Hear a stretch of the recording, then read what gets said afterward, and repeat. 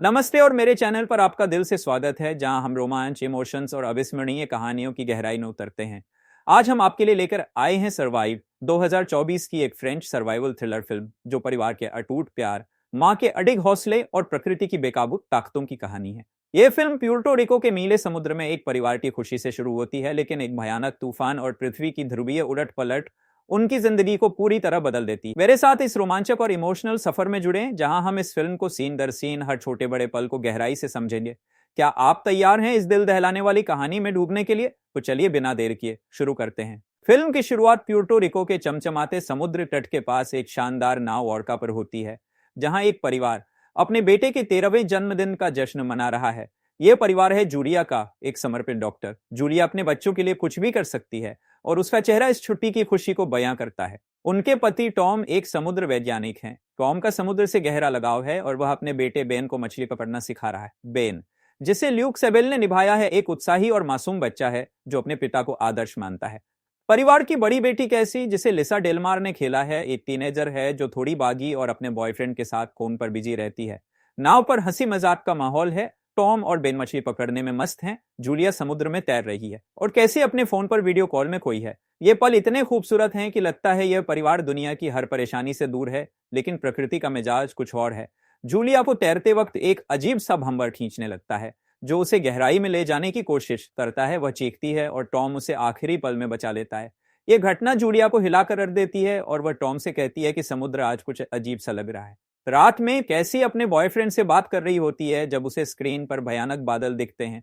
उसी वक्त नाव का कंपास बेतरतीब घूमने लगता है और समुद्र में व्हेल्स का झुंड गलत दिशा में तैरता दिखाई देता है। टॉम, जो समुद्र की हर हरकत को समझता है, चिंतित हो जाता है। वह जूलिया से कहता है कि यह कोई साधारण तूफान नहीं है। ये छोटे छोटे संकेत दर्शकों को बेचैन कर देते हैं। क्या यह सिर्फ एक तूफान है या कुछ और भयावह इंतजार में है? रात के अंधेरे में एक जबरदस्त तूफान नाव को अपनी चपेट में ले लेता है। लहरें इतनी ऊंची हैं कि लगता है नाव अब डूब जाएगी। जूलिया अपने बच्चों को कसकर पकड़ती है। बेन को अपनी बाहों में छिपाकर उसे हौसला देती है। कैसी, जो पहले बेफिक्र थी, अब डर से कांप रही है। टॉम, जो नाव का कप्तान है, पूरी ताकत से नाव को बचाने की कोशिश करता है, लेकिन तूफान की गड़गड़ाहट और बारिश का शोर हर कोशिश को नाकाम कर रहा है। बिजली की चमक और लहरों का शोर स्क्रीन पर तनाव को और बढ़ा देता है। यह सीन इतना तीव्र है कि दर्शक भी परिवार के साथ उस डर को महसूस करते हैं। आखिरकार तूफान थमता है और सुबह की पहली किरण के साथ परिवार की आंख खुलती है, लेकिन जो वे देखते हैं वह किसी बुरे सपने से कम नहीं है। समुद्र पूरी तरह गायब है। उनकी नाव अब सूखे टूटे फूटे समुद्र तल पर खड़ी है। चारों तरफ सिर्फ रेत, मलबा और मरी हुई मछलियों के अवशेष बिखरे हैं।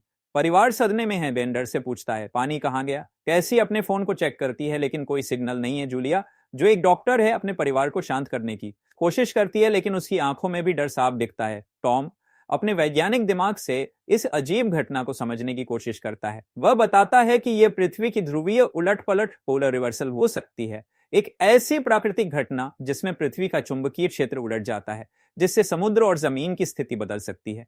टॉम की बातें जूलिया को और चिंतित कर देती हैं, क्योंकि यह कोई छोटी मोटी घटना नहीं है। टॉम रेडियो के जरिए नाव नाम के एक पनडुब्बी चालक से संपर्क करता है, जो बताता है कि एक हफ्ते में ध्रुव फिर से उलट सकते हैं और उसकी पनडुब्बी में सिर्फ 2 लोगों के लिए जगह है। परिवार को अब इस रेगिस्तान जैसे समुद्र तल को पार करके नाव की पनडुब्बी तक पहुंचना होगा, लेकिन खतरा सिर्फ रास्ते का नहीं है। गहरे समुद्र से निकले भयानक केकड़े, जो अब इंसानी मांस के भूखे हैं, रेगिस्तान में शिकार शुरू कर चुके हैं। रेगिस्तान की यात्रा शुरू होती है और परिवार को तुरंत प्रकृति की क्रूरता का सामना करना पड़ता है। टॉम, जूलिया, बेन और कैसी अपनी नाव से जरूरी सामान, पानी की बोतलें, रस्सी, एक छोटा टेंट और रेडियो लेकर निकलते हैं। रेत का तपता मैदान, चारों तरफ बिखरे समुद्री मलबे और गर्मी का माहौल उन्हें थकाने लगता है। बेन, जो अभी बच्चा है, बार बार अपने पिता की ओर देखता है, जैसे उसे यकीन हो कि टॉम सब ठीक कर देगा। तैसी, जो पहले मां से बहस करती थी, अब चुपचाप चल रही है, लेकिन उसकी आंखों में डर साफ दिखता है। जूलिया, एक मां और डॉक्टर के रूप में, अपने परिवार को एकजुट रखने की कोशिश करती है। रास्ते में वे एक अजनबी को प्यास से तड़पते देखते हैं। टॉम, जिसका दिल हमेशा दूसरों की मदद के लिए धड़कता है, उसे पानी देने जाता है, लेकिन यह एक घातक गलती साबित होती है। अजनबी धोखे से टॉम पर चाकू से हमला करता है और उसकी हत्या कर देता है। बेन और कैसी अपने पिता को खून में लथपथ देखकर चीख पड़ते हैं। जूलिया अपने बच्चों के सामने पति को खोने का दर्द सहते हुए गुस्से और दुख से भर जाती है। वह उस अजनबी से भिड़ती है और एक भयानक हाथापाई की लड़ाई में उसे मार देती है। ये सीन इतना इमोशनल है कि दर्शक जूलिया के दर्द को महसूस करते हैं। जूलिया अपने बच्चों को गले लगाती है, लेकिन टॉम की मौत ने परिवार को अंदर से तोड़ दिया है। बेन रोते हुए पूछता है, अब हम क्या करेंगे? मां जूलिया अपने आंसुओं को छिपाते हुए कहती है, हम जीवित रहेंगे क्योंकि तुम्हारे पापा यही चाहते थे। इस पल में जूलिया का किरदार एक मां से योद्धा में बदल जाता है, लेकिन रात में जब परिवार रुकता है, केकड़ों का पहला हमला होता है। ये भयानक जीव जिनके पंजे चाकू जैसे तेज हैं, अंधेरे में शिकार करते हैं। जूलिया बच्चों को एक ऊंची चट्टान पर ले जाती है और उनका हौसला इस खतरनाक दुनिया में उनकी सबसे बड़ी ताकत बनता है। क्या जूलिया अपने बच्चों को इस क्रूर रेगिस्तान में बचा पाएगी? टॉम की मौत के बाद जूलिया अपने बच्चों बेन और कैसी को लेकर नाव की पनडुब्बी की ओर बढ़ती है। रेगिस्तान का माहौल बेहद क्रूर है। दिन में तपती गर्मी, रात में ठंड और पानी की कमी उनकी हिम्मत तोड़ रही है। चारों तरफ मरे हुए समुद्री जीवों के अवशेष और टूटे हुए जहाजों का मलबा इस जगह को और डरावना बनाता है। लेकिन सबसे बड़ा खतरा है केकड़े। ये गहरे समुद्र के जीव जो पहले अंधेरे में रहते थे, अब सतह पर इंसानों का शिकार कर रही हैं। उनके तेज पंजे और भयानक चाल हर सीन को तनाव से भर देती है। जूलिया बच्चों को सिखाती है कि शांत रहना और छिपना कितना जरूरी है। एक रात परिवार एक शिपिंग कंटेनर के ऊपर शरण लेता है। नीचे कुछ बचे हुए लोग मदद के लिए चीख रहे हैं, लेकिन केकड़े उन्हें बेरहमी से मार डालते हैं। ये सीन इतना डरावना है कि बेन अपनी आंखें बंद कर लेता है और कैसी अपनी मां को कसकर पकड़ लेती है। जूलिया बच्चों को चुप रहने को कहती है ताकि केकड़े उनकी मौजूदगी न भांप लें।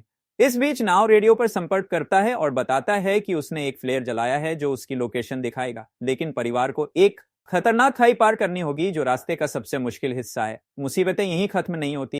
कैसी, जो पहले अपनी मां से बहस करती थी, अब उसकी ताकत को समझने लगी है। वह बेन का हौसला बढ़ाती है और बेन, जो डर से कांप रहा था, धीरे धीरे साहस दिखाने लगता है। जूलिया का मां का प्यार और डॉक्टर की सूझबूझ इस यात्रा में उनकी सबसे बड़ी ताकत है, लेकिन हर कदम पर नया खतरा इंतजार कर रहा है। क्या वे नाव के फ्लेयर तक पहुंच पाएंगे या ये रेगिस्तान उनकी आखिरी मंजिल बन जाएगा?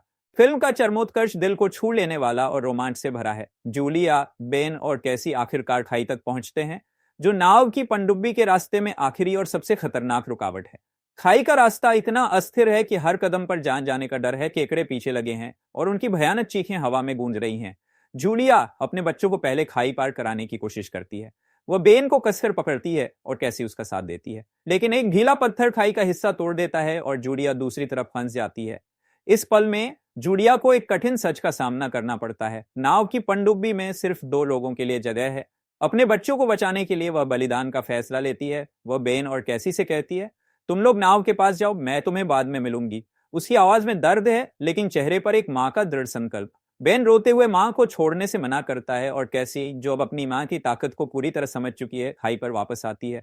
एक नाटकीय और इमोशनल पल में कैसी अपनी मां को खींचकर बचा लेती है, ठीक उस वक्त जब केकड़े हमला करने वाले होते हैं। यह सीन परिवार की एकजुटता को खूबसूरती से दिखाता है। तीनों नाव की पनडुब्बी तक पहुंचते हैं, लेकिन वहां एक और झटका इंतजार कर रहा है। नाव, जो उनकी आखिरी उम्मीद था, केकड़ों के हमले में मर चुका है। जूलिया, बेन और कैसी पनडुब्बी में सवार होकर भागने की कोशिश करते हैं। जैसे ही ध्रुव फिर से उलटते हैं, समुद्र वापस लौटता है। पनडुब्बी पर केकड़ों का हमला जारी रहता है और पानी के नीचे का सीन इतना तनावपूर्ण है कि दर्शक सांस रोककर देखते हैं। जूलिया अपने बच्चों को हौसला देती है और एक दूसरे के प्यार और विश्वास से वे तूफान से बचकर एक शहर के पास पहुंचते हैं।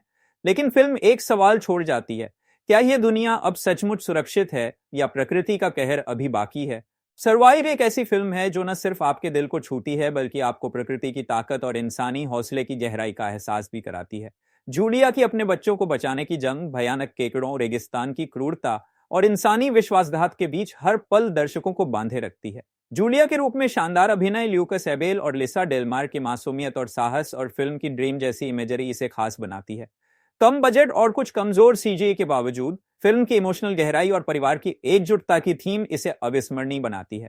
ये कहानी हमें सिखाती है कि प्यार और विश्वास के सामने कोई तूफान, कोई रेगिस्तान और कोई केकड़ा टिक नहीं सकता।